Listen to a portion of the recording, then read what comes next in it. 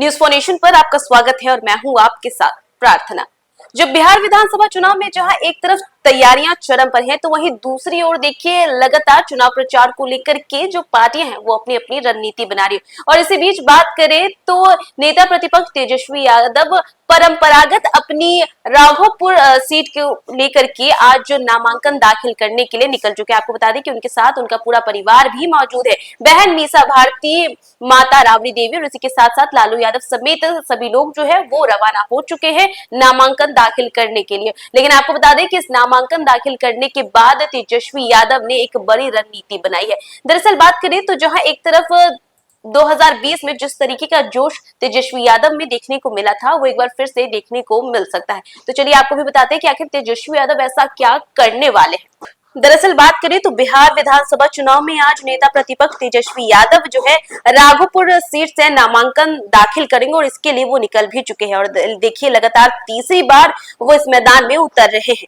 वहीं बात करें तो बिहार विधानसभा चुनाव की सरगर्मी के बीच आज का दिन नेता प्रतिपक्ष तेजस्वी प्रसाद यादव के लिए बेहद अहम होने वाला है। राजद नेता आज अपनी परंपरागत सीट राघोपुर से नामांकन दाखिल जो है वो करने के लिए निकल चुके हैं और लगातार तीसरी बार वे इसी सीट से चुनावी मैदान में उतर रहे हैं। नामांकन के बाद तेजस्वी यादव औपचारिक रूप से पूरे राज्य में महागठबंधन के चुनाव अभियान की कमान जो है वो संभाल लेंगे। इसी के साथ देखिए सूत्रों के अनुसार तेजस्वी यादव गुरुवार को प्रदेश भर में चुनावी सभाओं की शुरुआत करेंगे। लेकिन इसमें भी एक बड़ी बात है, दरअसल उनकी रणनीति इस बार और भी आक्रामक मानी जा रही है। बताया जा रहा है कि वे हर दिन कम से कम 15 चुनावी सभाओं को संबोधित करेंगे और जरूरत पड़ने पर यह संख्या 18 भी पहुंच सकती है। देखिए कहा जा रहा है कि वो 15 चुनावी सभाओं को संबोधित करेंगे और अगर जरूरत पड़ी तो इसे और भी ज्यादा बढ़ा दिया जाएगा। वो भी एक दिन में इतनी सभाएं उनके द्वारा जो है वो करनी है। बात करें तो राजद के अंदरूनी सूत्रों के मुताबिक तेजस्वी इस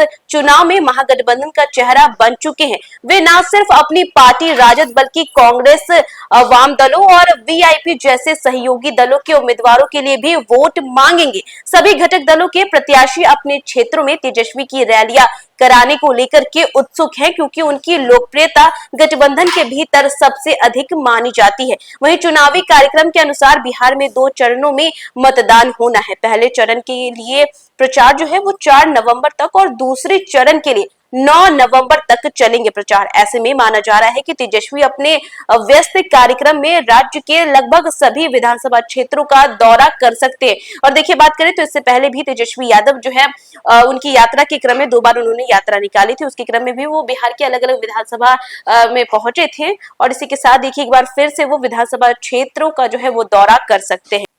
और इसी के साथ तेजस्वी यादव एक बार फिर 2020 के चुनावी जोश को दोहराने की तैयारी में।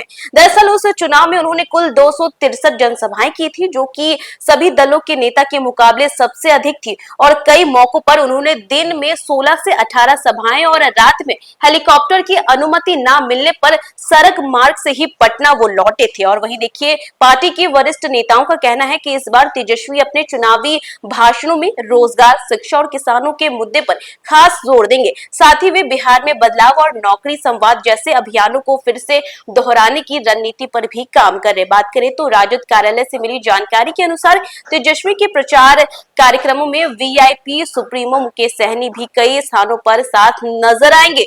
दोनों नेताओं की साझा उपस्थिति महागठबंधन की एकता का संदेश देने के रूप में देखी जा रही है। और देखिए तमाम काफी दिनों से बातें भी आ रही थी मुकेश सहनी को लेकर के खटपट की, लेकिन देखिए अब ये भी बातें सामने आई है सूत्रों के हवाले से कि तेजस्वी यादव और मुकेश सहनी भी साथ नजर आएंगे इन सभाओं में। तो देखा आपने कि जहां राघोपुर से नामांकन दाखिल करने के बाद तेजस्वी यादव पूरे जोश में आ जाएंगे और लोगों का कहना है कि तेजस्वी यादव जो है वो 2020 में जो जोश उनमें देखने को मिला था, जहां पर उन्होंने 263 जनसभाओं को संबोधित किया था, और एक बार ऐसा ही जोश फिर से तेजस्वी यादव में देखने को मिलेगा। यानी कि तेजस्वी यादव एक दिन में 15 जनसभाएं करेंगे, लेकिन जरूरत पड़ने पर इन्हें बढ़ाकर 18 भी कर दिया जाएगा और इस चुनाव प्रचार का पूरा असर जो है वो आने वाले इलेक्शन में देखने को मिलेगा। तो फिलहाल इस खबर में बस इतना ही। देश दुनिया की तमाम अपडेट्स के लिए देखते रहे न्यूज फॉर नेशन।